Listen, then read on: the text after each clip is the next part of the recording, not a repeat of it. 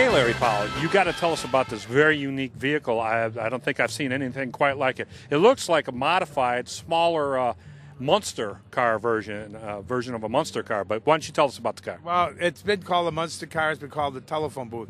It is a 1925 original Model T, and when we decided to do it, we decided we wanted something a little bit different than what everybody else does. So we didn't chop it. We left it high like the Munster Car, and we did a lot of unique things. The air filter on this car is off of a Harley-Davidson motorcycle gas tank. Tail lights are off of a 59 Cadillac.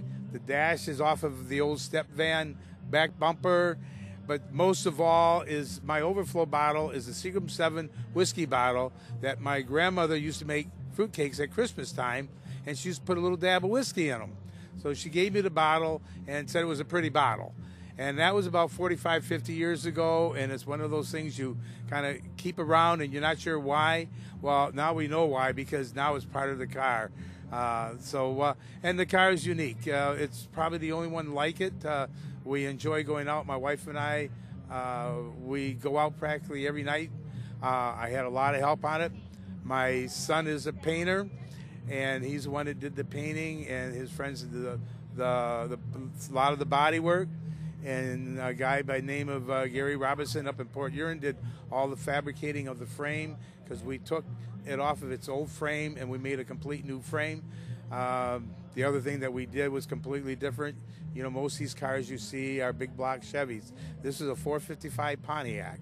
So that's a huge engine for such a little car, you know. But the fabricating on this car is outstanding.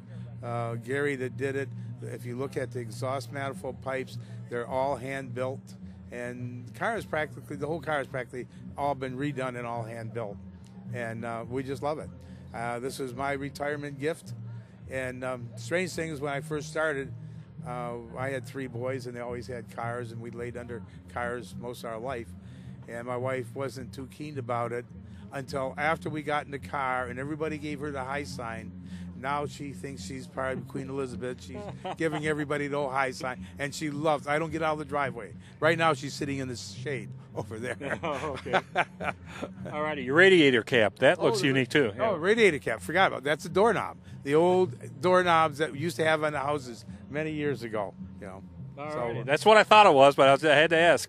And what kind of horsepower are we pumping out here? It's pumping out probably just somewhere around 400, a little more. You know, never had it full speed. I have a friend that says that probably the front wheels will leave the ground. You know, so you know, we're not one for the high speed. We got plenty of power. When I bought the engine, I had it completely redone. We changed the cams on it to give it that nice sound. But other than that, we didn't need to do much to the engine, but rebuild it, because the engine is plenty strong for the car itself.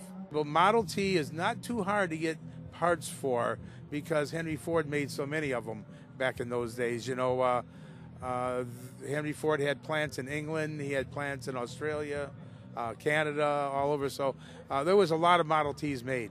Oh, by the way, the plate is a original 1925 plate. I think I seen you taking a picture of it a minute ago, and it is registered to this car, and it will stay with this car forever. Yeah. Very, very cool. Well, Larry, I want to thank you very much for bringing this very nice ride out, and happy cruising.